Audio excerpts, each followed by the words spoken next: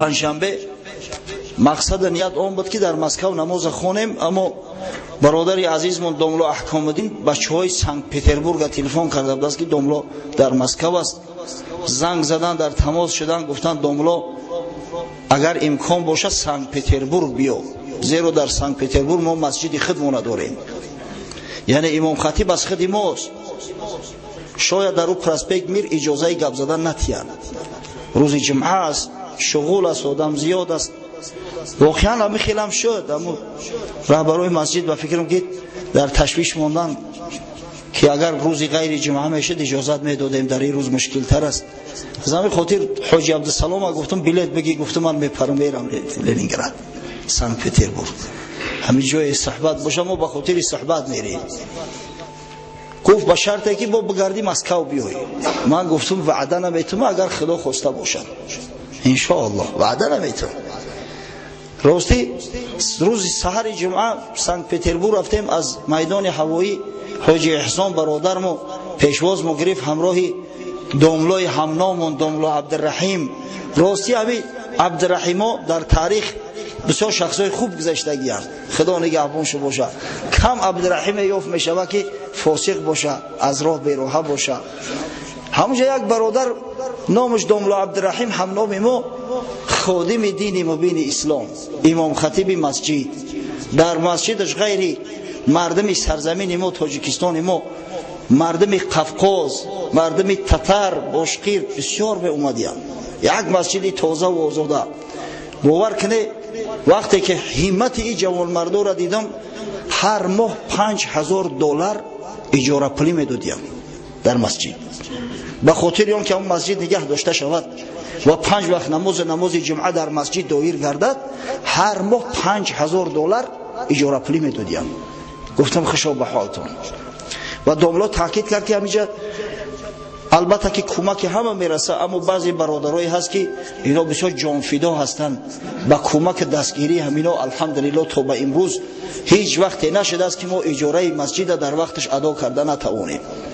از جمله هم برادر حاجی احسان نامش گرفت. یک برادر بود است خودش داغستانی، حاجی مرات، او را نامش گرفت که هیچ وقت او از برادرای ما خفا نمیمونه، در تمام کار خیر پیش دست است. برادر حاجی اصلدین، برادر حاجی امام علی بوی، یک برادر دیگر بود است امیل، من نمیدونم که ملتش چی باشه، هر کسی باشه مسلمان ما است.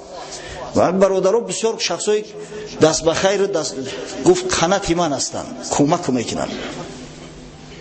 گفتم خوشا به حالتون، مجاهد حقیقی شما هستی.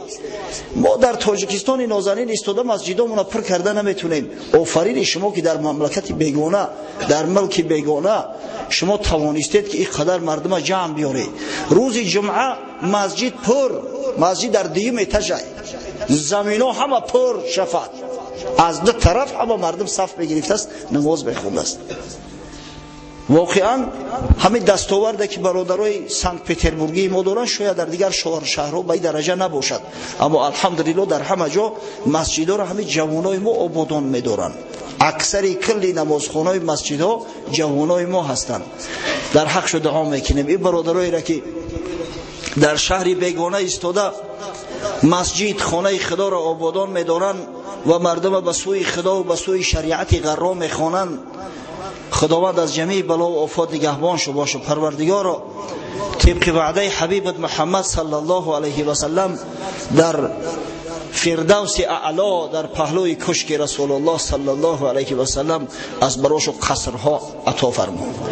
و او برادرایی که واقعا دستگیری مسلمانان را میکنن محیب هستند، برادر مسلیمان، برادر ما حاجی احسان همراه رفقاش، برادر عزیز مو حاجی شمس الله، شاید حاجی هم نباشه، از شوقت دیگر حاجیش میگم، جوان مردی که در شهر لنینگراد دکان کتاب فروشی اسلامی تشکیل کرده است. باور کنی اگر هم در دکانش پمیدار و بادرینگ بفروشه شاید چند برابر پول زیادتر بگیره، اما خدمتی در اسلام ببینه دکان کرده است مخصوص دیسکای اسلامی و کتاب‌های اسلامی سودا میکنه. این برادرها واقعا لایق دستگیری هستند.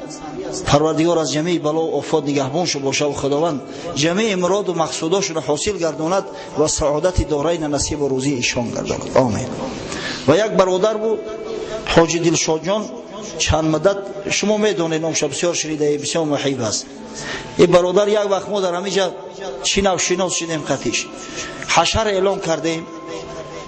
در حشر همه بچه‌ها یوشک اومدیان طلبه‌های مکتبخوان، در بینش یک جوانمردی حضربی پهلوان صورت با لباس‌های بسیار فسان، طفلی‌های زیبای قیمت بها در بین سیمنت درآمده سیمنت میشوره.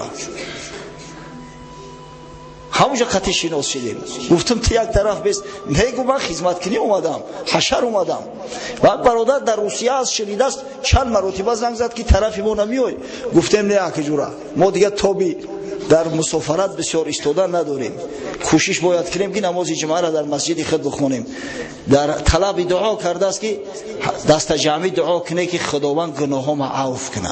در حق این برادر و در حق تمام برادرای مسلمان دعا میکنیم که پروردگارا هر چی که بنادانی کردیم، هر چی که به وسوسه شیطانی کردیم، خداوند عفو فرما و پروردگارا خط عفو بالای معصیت بندگانت بکش و پروردگارا گناهامون را آمرزیده و فردا روز قیامت همراه محبان خویش مشهور مان گردان. آمین. خب اکنون میایم پشت صحبت خود، زیرا صحبت ما بسیار جالب است و بسیار پرمحتوا است و ما باید کوشش کنیم که هر چیز زودتر به اتمامش برسونیم.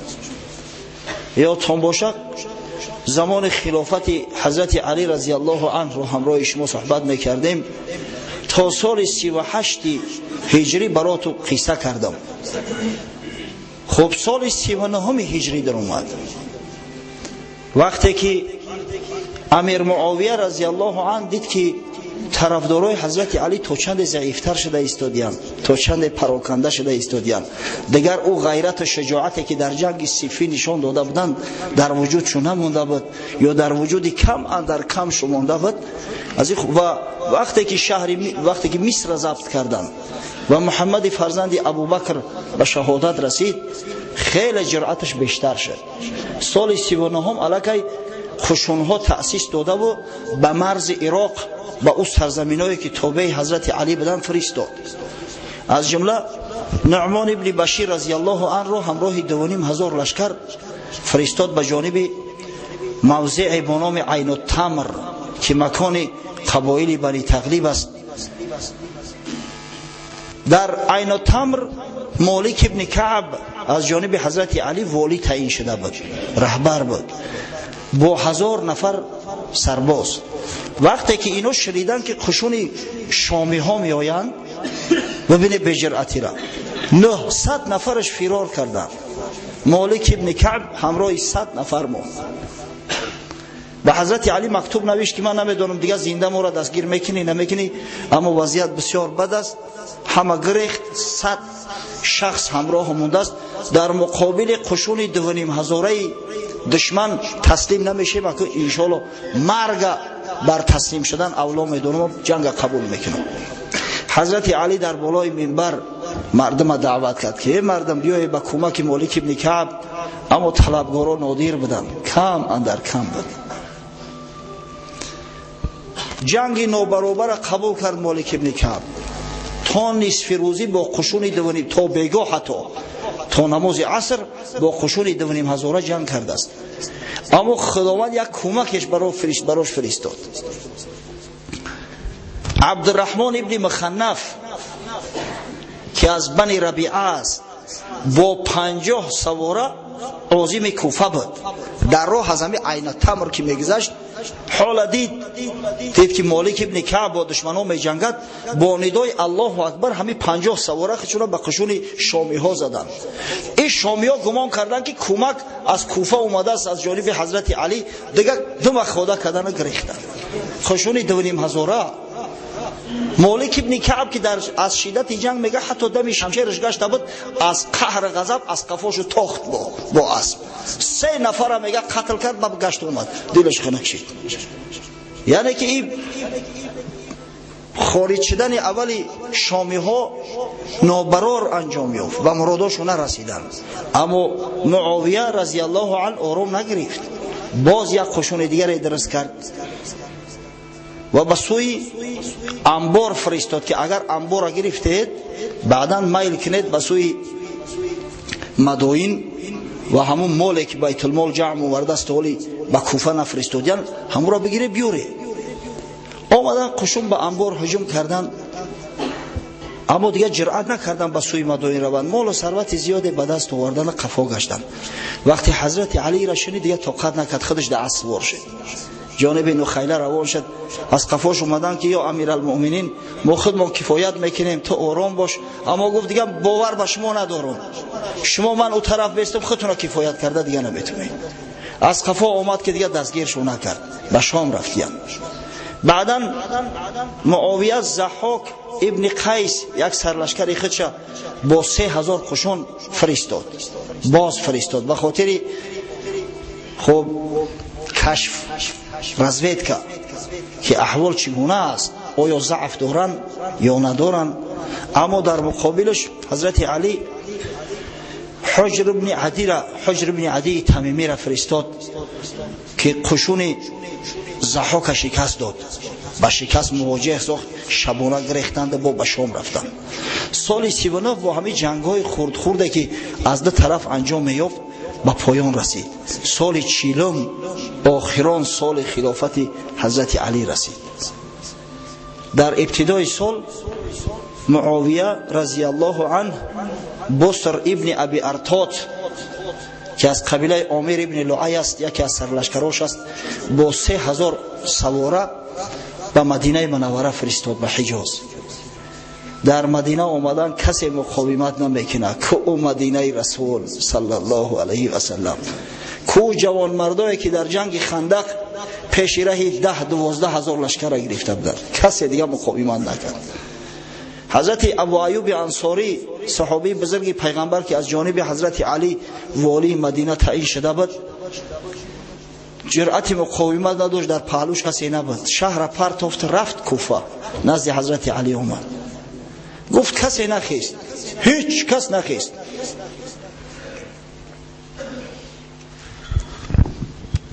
بصر داخل مسجد نبوی شد، بالای منبر بر اومد، نعره زد، گفت یا بنی نجار،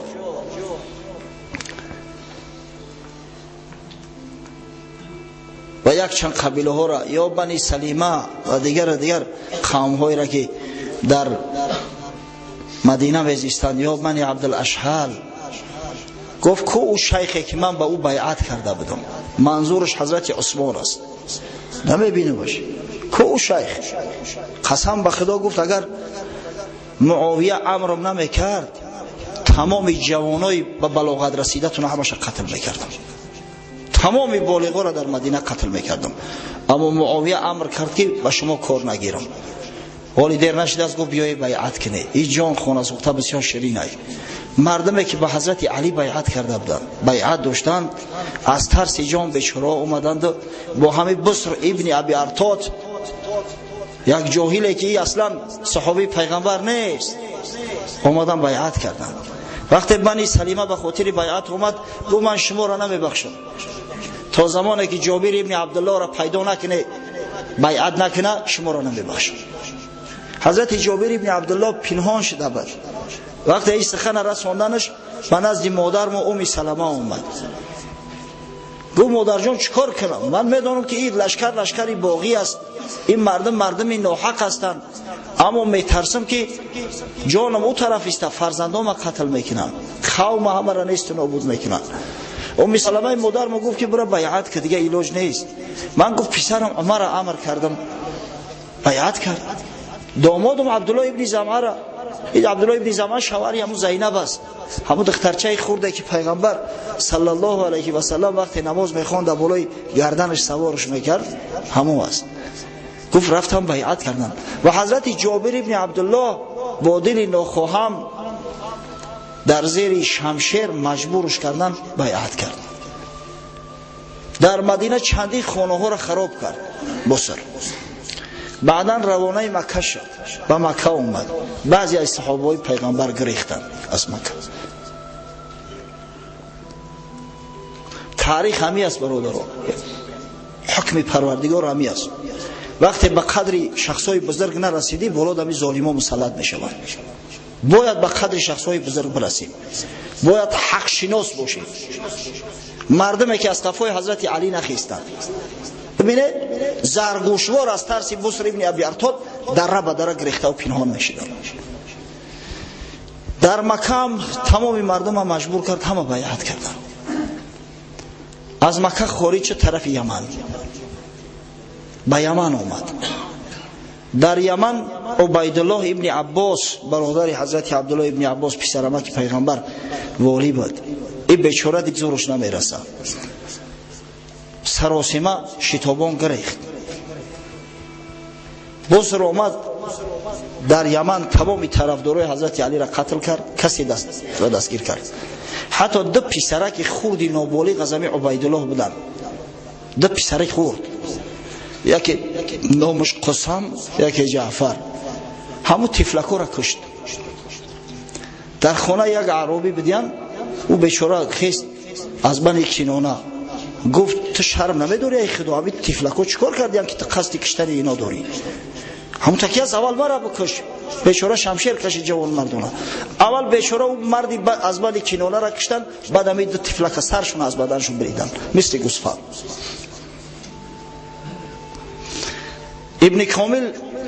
ابن اسیر در کامل آورده است، در تاریخ الکاملش میگه همین بصر ابن ابی ارطاد آخرا دیوانه شی، خون او تفلکو میمونه نشه. دیوانه شد، شمشیر در دست میگشت، درختها را دشمن گفته و شمشیر میزد. اخیر شمشیر هم از دستش گرفتن، در دستش یک شمشیری چوبی داده بودن، کودک واری میگشت، نمی شاخی درختها را شکسته. به همون دیوانگی از دنیا رفت. وقتی که گپ به حضرت علی اومد از این واقعه با خبر شد که دو تفلک کشته است، در حقش دعای بد کرد که خداوند جوانمرگش بکشه، این بدبخته که توی درجه را ظالم بده است. بعد از بالای منبر گریان گپ زد که شما را صدقه جوانمردی کنه، ای کاش که من در بین شما نمیشیدم، ای کاش که بعد وفات رسول الله صلی الله علیه و سلم و شیخین منم از دنیا میرفتم، شما نوجوانمرد بده، شما بی غیرت بده. و 3000 نفر خیستند، طرفدار شدن که میریم. تحت سرپرستی جاریه ابن قدامه و عازم راه شدند. اول آمدن به یمن، بصر گریخت نوجوان مردانه، بصر جرأت نکرد جنگ کنه، گریخت. بعدا عازم مکه شد، مکه را رفت گرفت و مردم مکه گفت شرمنده ها بیعت نمیکنه، شما با بصر بیعت کرده و با علی نه. همه وقت آوازه شده بود که حضرت علی به شهادت رسیده است. گفتم با کی بیعت کنه؟ امیرالمؤمنین شهید شده است. گفت به حسن بیعت کنه، به هر کسی بیعت کنه که مردم کوفه بیعت میکنن. مجبور شو کردن و بیعت کردن. این شرمندگی را ببینه. مردم دیگر به درجه ضعیف ایمان شده بودن که همه بیعت شدن مثل دستک واری عوض میکردن پرچتکه واری. از اونجا با مدینه اومد، تمام مردم مدینه را امر کرد که برای حسن بیعت کنند. برای حسن بیعت گرفت از مردم مدینه. بعد بازگشت اومد، اما در این بین حضرت علی به شهادت رسیده بود. گفتیم که حضرت علی در جنگ نهروان گروه خوارج قتل کرد. وقتی از حد گذروندن و تجاوز کردن، از میانشون همگی 7 نفر زنده مونده است، با بعضی روایات 9 نفر دیگر همش از نمی شمشیر گذرونده بود. و همون پیرو و هواخواهاشو در دل قصد علی داشتند، دشمنی علی داشتند. یک روز 3 نوجوان مرد از همین خوارج جای جمع بدن، از زمانهای گذشته قصه میکردن با سوز و گداز که فلانی را کشت علی، فلانی را کشت علی، فلانی در فلان جنگ شهید شد، فلانی فلان شد. و گفتن که نه خب برادرای ما کشته شدن، ما مثل زن آرام شینیم، قصاص برادرامون نگیریم. یکی از میانشو با نام عبدالرحمن ابن ملجم مرادی در ابتدا میگن از بنی تمیم بود، بعدا به بنی کینده رفت، هم پیمان شد. این بدبخت گفت حضرت علی در ذمه من، علی را من میکشم. یک نفر دیگه با نام بورک ابن عبدالله تمیمی گفت من معاویه را شرش از شما کفایت میکنم. خب شریک سوم شو عمرو ابن بکر تمیمی گفت که من مصر میروم و عمرو ابن عاص به هلاکت میرسونم. هر سه گپ زنان کردن، تاریخ هم معین کردن که در روز 17 رمضان پیش از نماز بامداد، بعد دمیدن صبح صادق در ماه شریف رمضان، گفتن همین کار یک بار در یک روز هر سه ما انجام میدیم. و این بدبخت عبدالرحمن ابن ملجم با اقرار خود به 1000 درهم شمشیر خرید و مدت 40 روز او شمشیر در زهر میگذاشت هر روز که خوب زهر بگیره در خودش، در زهر حلاهیل. اومد به کوفه، منتظر نشسته بود که کی میعاد میآید. در این بین یک روز جای نشسته بود، یک زن اومد، بسیار زن صاحب جمال با نام قطام، و این زن قطام ابن جهنه نمازخوانی اومده ایستاد دست مسجد، دید گفت این کی است این زن قدر زیبا؟ گفتن یک زنی مصیبت زده است، در جنگ نهروان حضرت علی پدر و برادر ایرا کشتگی است. دیدش بسیار صاحب جمال، اومد نزدش خواستگاریش کرد. زن گفت 3 شرط دارم، اگر همین 3 شرط اجرا کنی مایلش من راضی هستم، میگیرم. پرسید کدام شرط؟ گفت اول 3000 دینار مهریه میتی، دوم یک کنیزه که یک غلام برام هدیه میکنی، سوم حضرت علی کرم الله وجهه به قتل میرسونی. این بدگهر گفت من خودم به همین خاطر اومدم، تا حاضر را به کسی اقرار نکردم، نه که خاطر داسوده باشم، من به همین خاطر اومدگیم. 3000 درهم داد، 2 غلام، اما کنیزه که غلام داد، اینا نکاح کرد گرفت. بدبختی قطامه. ببین این کینه تا کدام درجه در اون سوز است. دشمن اگر پشه باشد کمتر از فیلش مدان، بهوده نگفتی هم بزرگان. یک زن ببینه تا کدام درجه را کینه داره در دلش. و مرد را با نام وردان از قبیله خود، از قوم خود آوردش، گفت اینمی کمکت میکنم. همچنین یک راهزن بدبخت دیگر بود با نام شبیب، او را هم دعوت کردن، گفتن یک کاری خیر است، بیا اشتراک، هم نامت میبروی و هم صاحب مال و ثروت میشه. گفت چی کار است؟ گفتن همین حضرت علی را میکشیم. گفت خاک در سرت، آدمی دیگر نیفتی، کسی جرأت نمیکنه به علی نزدیک شوه، اینا چه خلبو میکشیم. بدبختی عبدالرحمن گفت در داخل مسجد حضرت علی با شمشیر داخل مسجد نمیشود، نخست میزنه باشه. صبح نقشه همو کشیدگی است. نما این بدگهر هم راضی شد. صبح روز اکا حضرت علی آگاه بود، میدونست که شهید میشود. به درجه دیگه دلش مانده بود از مردم که بسیار دلخوره شده بود. مرگ آرزو میکرد حضرت که از همه زندگی با این نوجوان مردا و بغیرت ها مرگ برای من اولاتر است. یک حدیث است امام حاکم در کتاب المستدرک علی صحیحین روایتش کرده است از حضرت علی رضی الله عنه، و امام ذهبی در تلخیص موافقت میکنه با امام حاکم، یعنی حدیثی صحیح است که پیغمبر خدا صلی الله علیه و سلم بار به حضرت علی مراجعت میکند و میگوید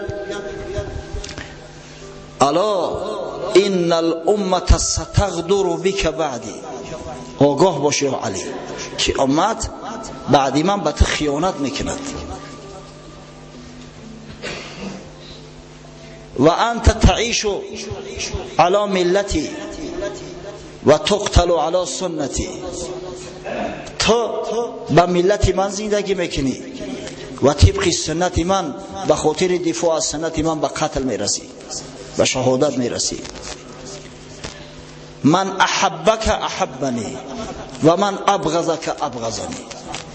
هر کسی که تو را دوست داشت مرا دوست داشته است و هر کسی که با تو دشمنی ورزید با من دشمنی ورزیده است.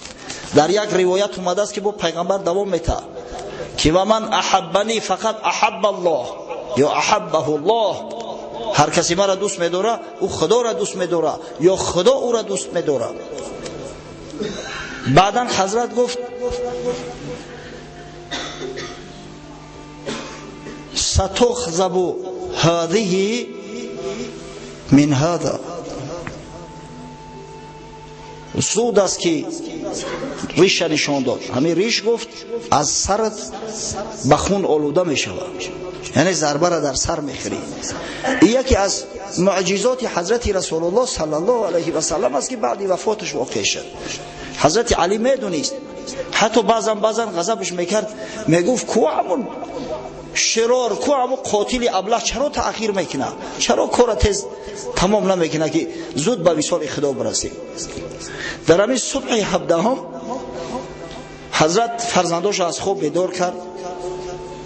بعد نماز تهجد رمضان بود، بعدا به نماز اومد.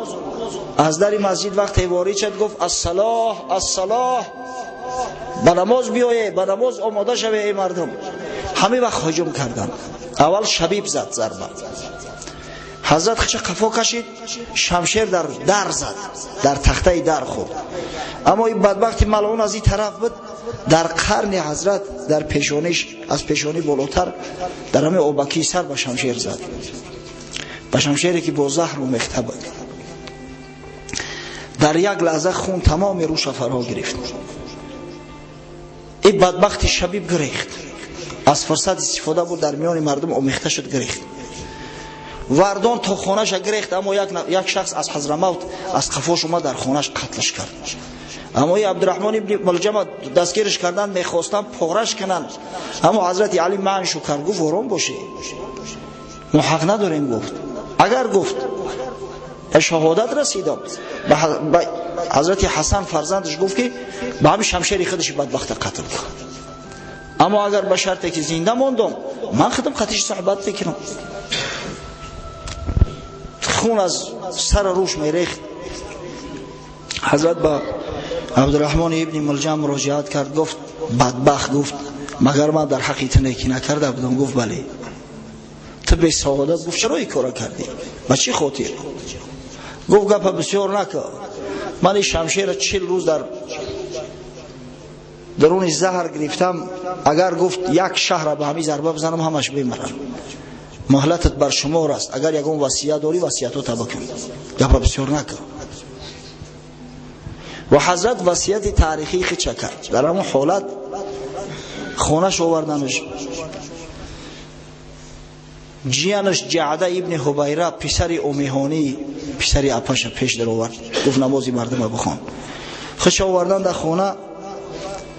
با بعضی روایات روز جمعه شب شنبه تا صبح تا شب یک شنبه را زنده بود.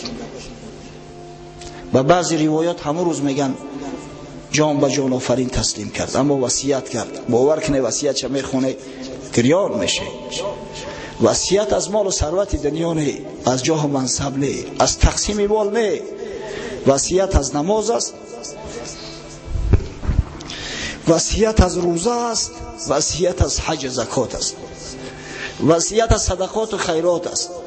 وصیت به این است که حق خدا را همیشه از همه بالا بداره. حضرت با تاکید میکنه الصلاه الصلاه، آگاه باشه، نماز ترک نکنه، نماز ترک نکنه. فانها خیر موضوعه، نماز بهترین چیزی است که خدای تعالی در روی زمین وضع کرده است.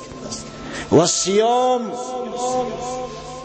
فانه جنه، روزه را بداره که این روزه سپر است برای شما، از تمام بلاها نگهتون میداره. و زکاه و صدقه فانها تخفئ غضب ربی، زکات مالتون بتین، صدقات بتین، زیرا غضب خدا را فقط زکات و صدقات میتونن که خاموش کنن. بعد امام حسن و امام حسین تاکید کرد که پسرای کلان من شما هستید، دودرکاتون خشرو نگاه کنه، حریم پاک ما را آلوده نکنه. و محمد ابن حنفیه پسرش در پهلوش بود.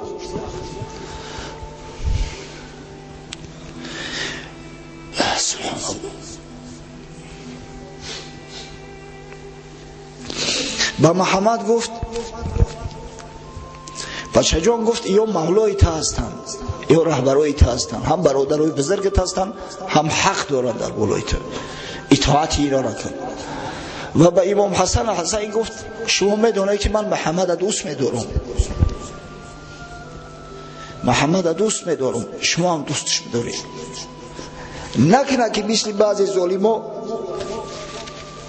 دودرکای خورد یکتون را ترک کنه، هرگز برادراتون را ترک نکنه، به جایی که رفتی همراه ببری.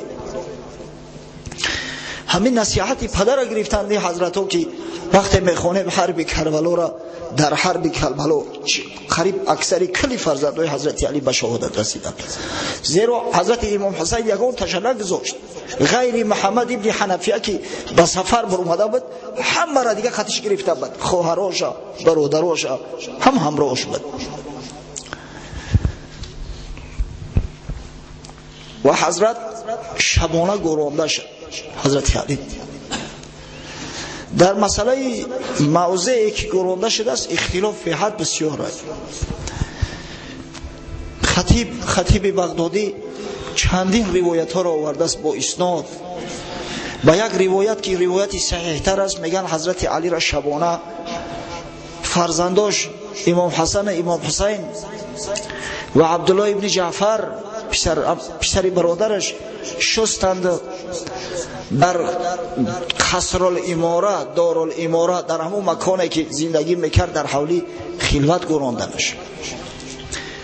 در یک روایت دیگر اومده است که از طرف قبله، از طرف محراب مسجد، از پشت مسجد شبانه بردن، پیش از او که مردم به نماز بامداد بیایند حضرت گراندن، اما موضع قبرش پنهان کردن از ترس همین خوارج ملعون که مبادا آمده و قبر نکنن مرده را برآورده، با همون مرده مقصد ظلم و ستم نکنن. بدبختای یا فعل داشتن قبرها را میکندن، مرده ها را آتش میزدن، لعنت خدا بر ایشان باش.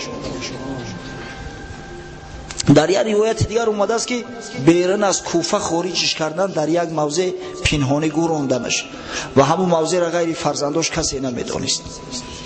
حتی خطیب یک روایت دیگر آورده است که میگه امام حسن، امام حسین حضرت علی را بالای شتر بار کردند، در یک صندوق گذاشت بودنش، در یک تابوت، و به مدینه منوره برده و در پهلوی مادرش و بی فاطمه گراندند.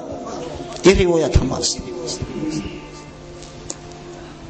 با یک روایت دیگر اومده است که وقتی که می بردنش در راه شتر ناخواست، تور گرفت، شتر شب گم کردند. شتر به یک گروه از قبیله بنی تی افتاد. اونا گمان کردند که در داخل صندوق زیور است. وقتی پایونش کردند دیدند یک شخص نورانی در داخل تابوت خواب است، گرفتن در خاک گذاشتنش، گورش کردن، قبرش کسی نمیدونه که در کجای. و خطیب و دیگر بزرگا ابو نعیم اصفهانی و تمام معارخ‌های بزرگی الحمدلله اهل سنت و الجماعه تاکید میکنن، از امام طبری شروع کرده میگویند همین قبری که حالی در نجف است و میگن مرقد حضرت علی است، همین به ثبوت رسیدگی نیست، بلکه حتی ظن زیاد است، گمان زیاد است. بعضی‌ها یقین هم کردند که این قبر مغیره ابن شعبه رضی الله عنه است، در این موضع حضرت مغیره گرانده شده است. روایت میکنن از مطر که گفت اگر ایش یا میدونستن که در اینجا قبر کی است، قبر از هم شب میکردن، اما بیچاره نمیدونن، همه غلو کرده و بالای همه قبر گرفتن، همه را مرقد حضرت علی گفته. بعضی متعصب احمقش حتی از کعبه و از همه بالاش میدونن، نعوذ بالله. خب یک روایت اومده است، وقتی کتابای تاریخی را دیدم، یک روایت اومده است، اسنادش بسیار ضعیف است، اما به هر وجه اگر شما بدونید خوب است، از ندونستن تو دانستن تو بهتره. تاریخ دانستن همیشه خوب است برادرای عزیز.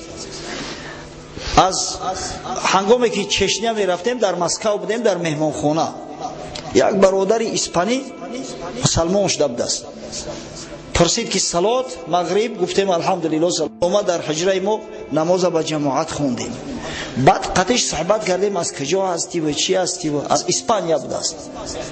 صحبت رفت همین برادر دعوا میکنه که اسپانیا را میگه عرب ها ضبط نکردیان. سبحان الله، چه خیلی مسلمان شدن این مردم. میگه اینا خودشو اسلام قبول کردیان، کسی اسپانیا را ضبط نکرده است. راستی او برادر انگلیسی گپ میزنه، عربی را نمیدونسته است، یک چند کلمه میدونسته است خلاص. هرچی الحمدلله همین برادر ما عبدالله رهنما خدا مش درست کنه، من این را همشو عالی میشناختمش میدونستم، اما وقتی که از نزدیک آشنا شدیم دیده از شنیده بالاتر بود است. شما حالش حقیقتا عالم واقعی و از این بالاتر از این بهتر محب اسلام بود است.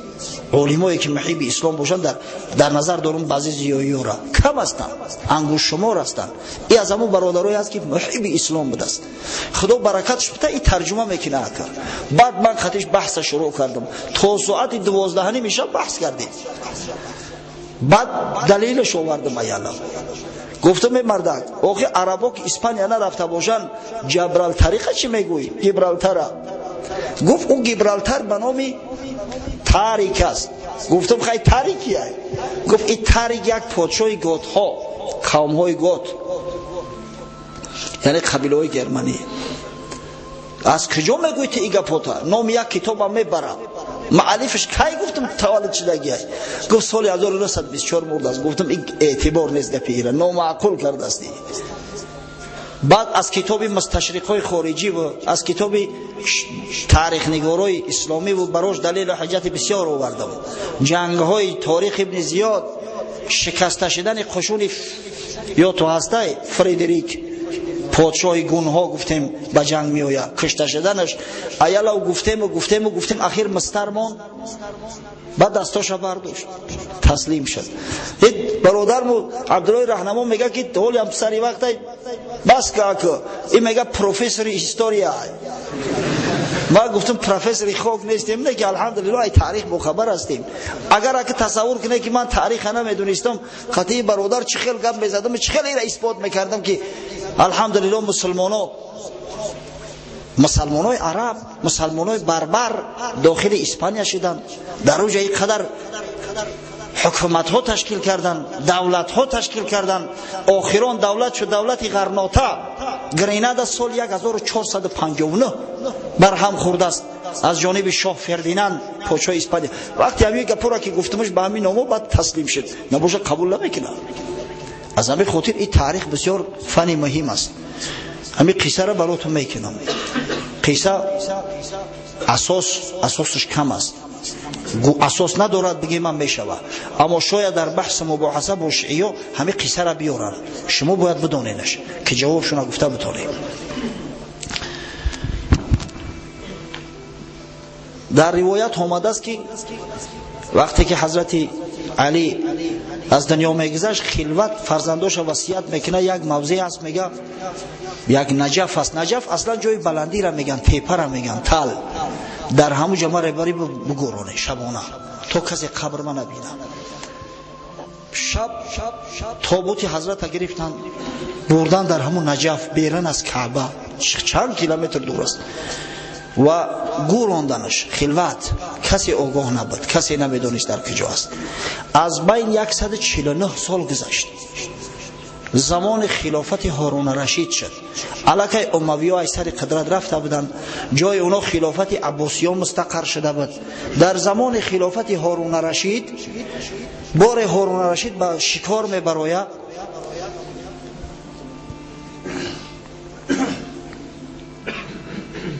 و در هنگام شکار آهوها را وقتی که دنبالگیری میکنن سگها، گویا که آهوها بالای همون تل میبرویند اما سگا در پایان میمونن، سگا نمیبرویند. هارون رشید در تعجب میمونه که چی واقع شده باشه، چرا نبر اومدن. وقتی بالا میبروید در قبر میبینند، در قبر پهلوی هم دیگر. سوال میکنه که این قبر کی باشد؟ از مردمی گرد اطراف وقتی سوال میکند کهنسالترین مسافد نزدش میارن، میگه که از روی شنیدی من قبر حضرت علیه، دویم شنه میدونم اما یکمش قبر حضرت علیه. تو میگه از کجا میدونی؟ میگه که من یاد دارم که بعضی فرزنداش نبیروهاش به همین جمعه اومدن به زیارت. بعضا وقتی که هارون رشید از فرزندایش که در همون زمان زندگی میکردن، موسی الکاظم باشه، شاید رضا باشه، امام رضا باشه، سوال میکنه، تصدیقش میکنه که واقعا همینجا قبر حضرت علی است کرم الله وجهه. بس سوال میکنه که این دویم شخصش کی بود؟ من همین قصه را فقط برای همین قبر دویمش آوردم برایشون. این دویم شخصش کی است؟ در جواب موسی الکاظم گفت قبر یک مسافد نابینا هست و قصه کرد براش که وقتی که امام حسن و امام حسین و محمد ابن حنفیه پدر در خاک میمونن، برگشت میکنن شبانه به کوفه میدروین، صدای یک گریه به گوشان میرسه، صدای نوحه و ناله مردانه. حیران میشوند، داخل خانه میشوند که یک مسافد نابینا همه را تر کرده است، گریه داره. بعد پرسیدن که بابا چرا گریه میکنی؟ چی درد داری؟ گفت ای گرسنگی بچم، 3 روز چیزی چی نخوردم. در را گرفتن، طعام براش آوردن، طعامش دادن، شستن سر کلش، لباساش عوض کردن، همش جزیربا چیده بود است.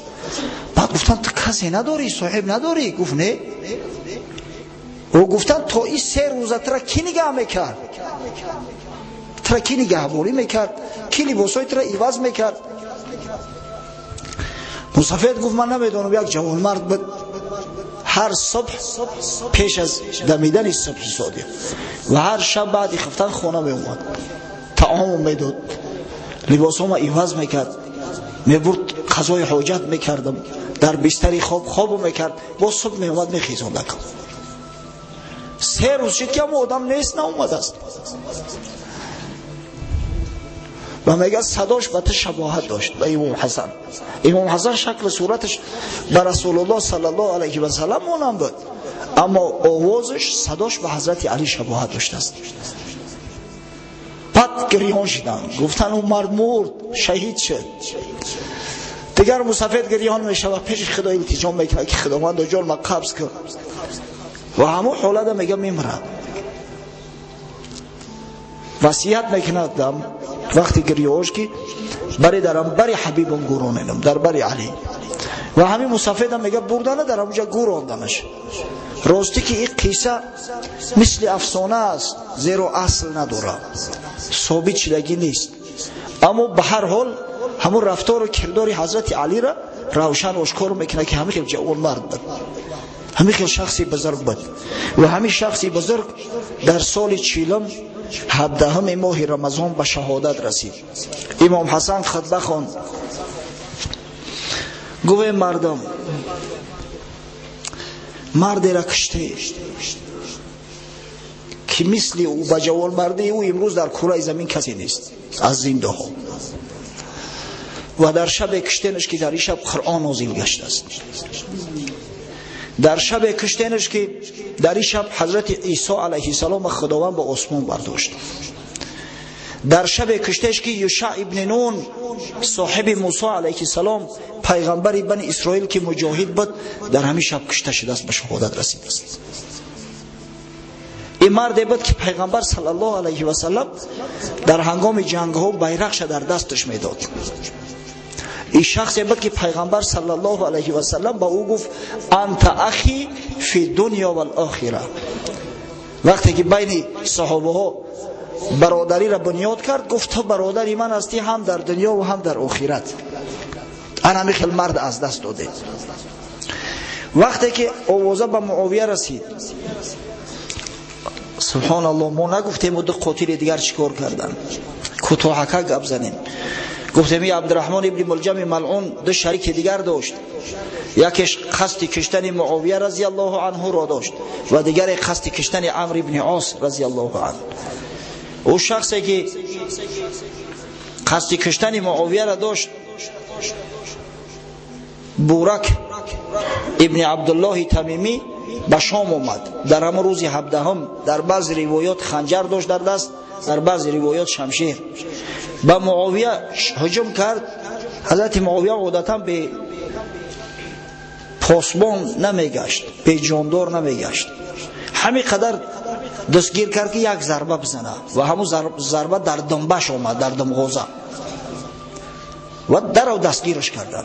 گفت اگر نکشیم یک خبری خوش برات میرسونم. گفت چی خبر است؟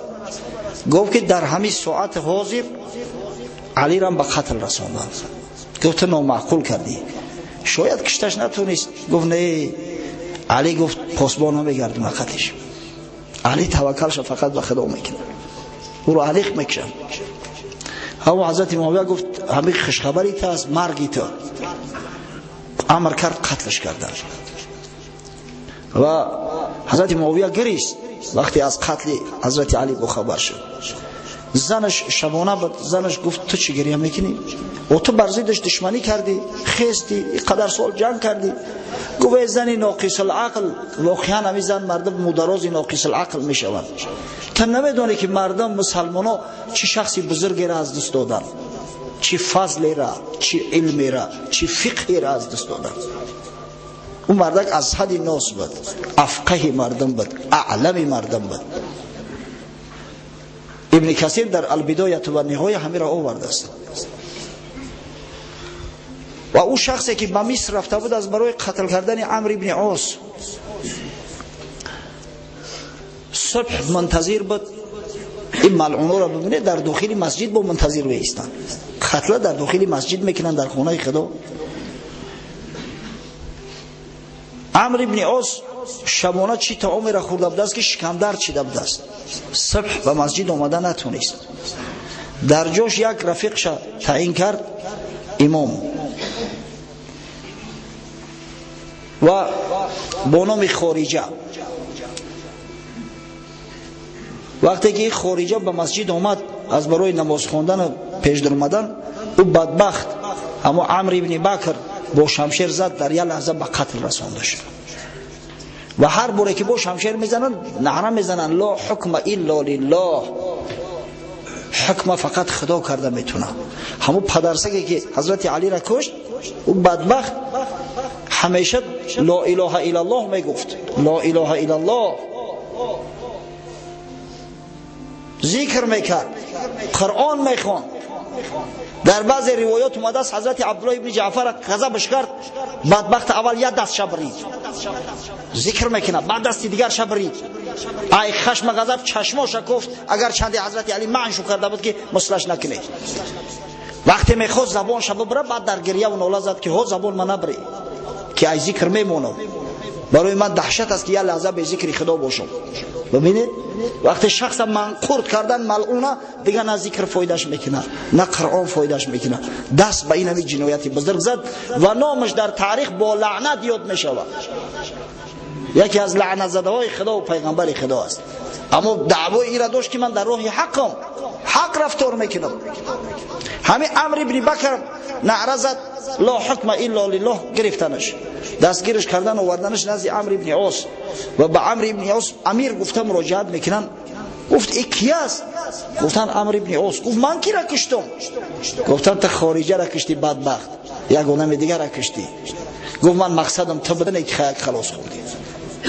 حضرت عمرو هم امر کرد، در جوش بدبخت کشتند، قتلش کردند. و به همین خلافت حضرت علی کرم الله وجهه که به قول اصح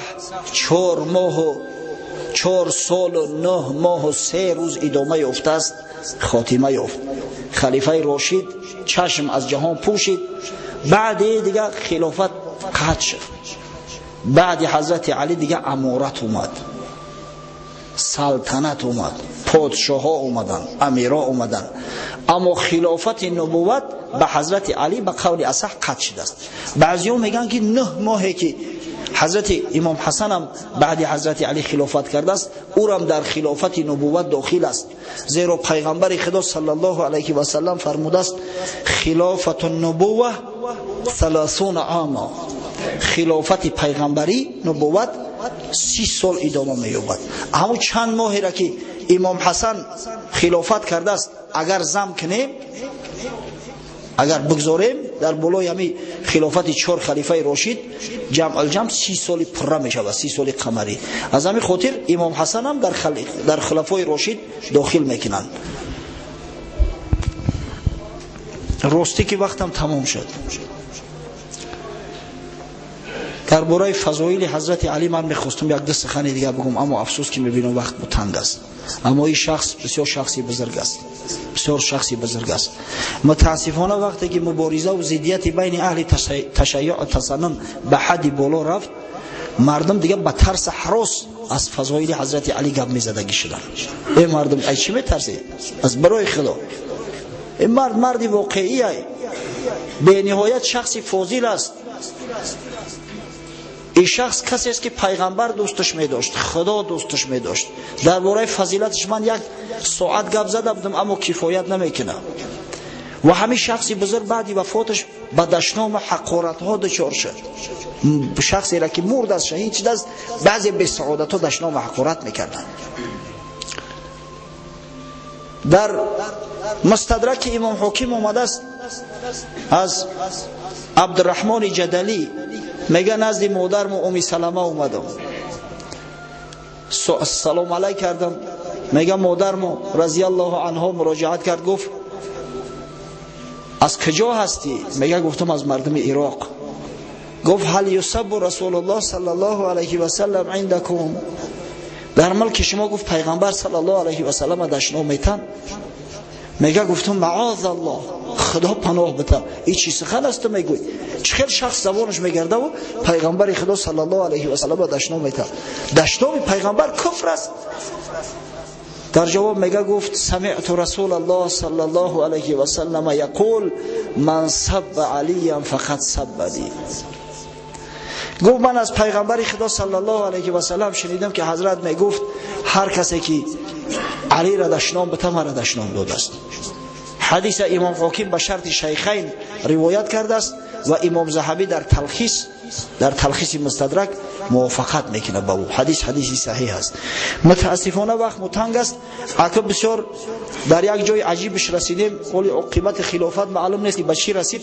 از همین خاطر ان شاء الله هفته آینده در موضوع زمان خلافت امام حسن هم یک صحبتک میکنیم و از جمله درباره اویله حضرت علی، خانوادهش، اهل بیتش، ازواجش، فرزنداش مفصلا ان شاء الله هفته آینده صحبت میکنیم که خدا خواسته باشد اگر هفته آینده صحبت تمام شد قصه های تاریخی را به همین خاتمه میبخشیم.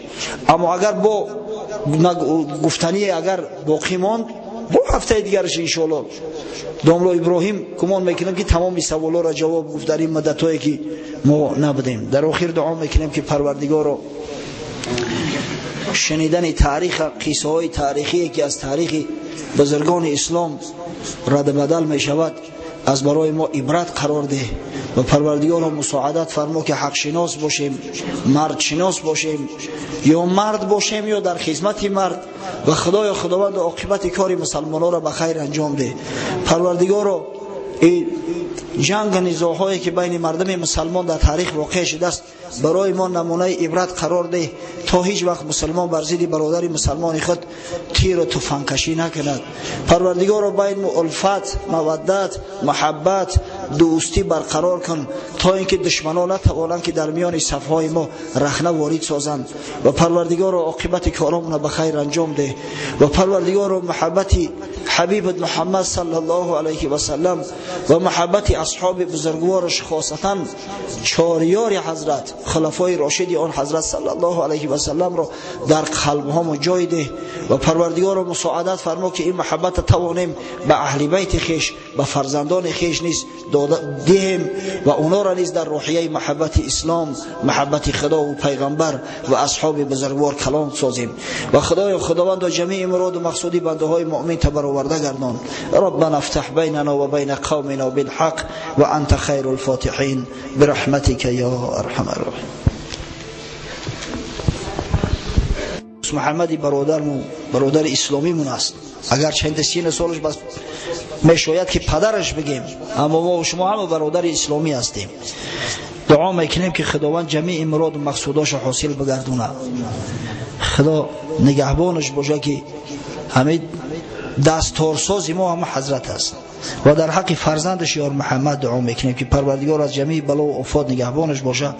و یک پسرکش در ترکیه میخواند در دانشگاه اسلامی، دعا میکنیم که خداوند براش ذهن ذکی و فهم ثاقب عطا کند تا اینکه عالمی به عمل صاحب علم نافع به سرزمین برگشته و خدمت دیار و خدمت مسلمانای سرزمین کند. آمین. در حق یک برادر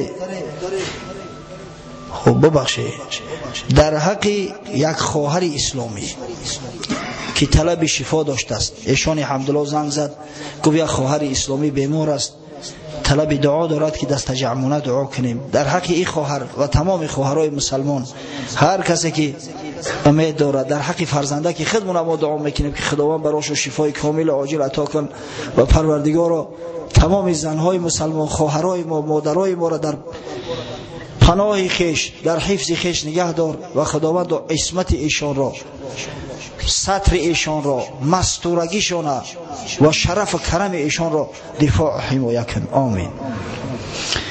خب در حق برادر ما فرخ جان دعا میکنیم که پروردگار از جمیع بلا و آفات نگهبانش باشه این برادر و خداوند جمیع مراد و مقصوداش حاصل گرداند و پروردگار سعادت دارین نصیب به روزی ایشان سازد.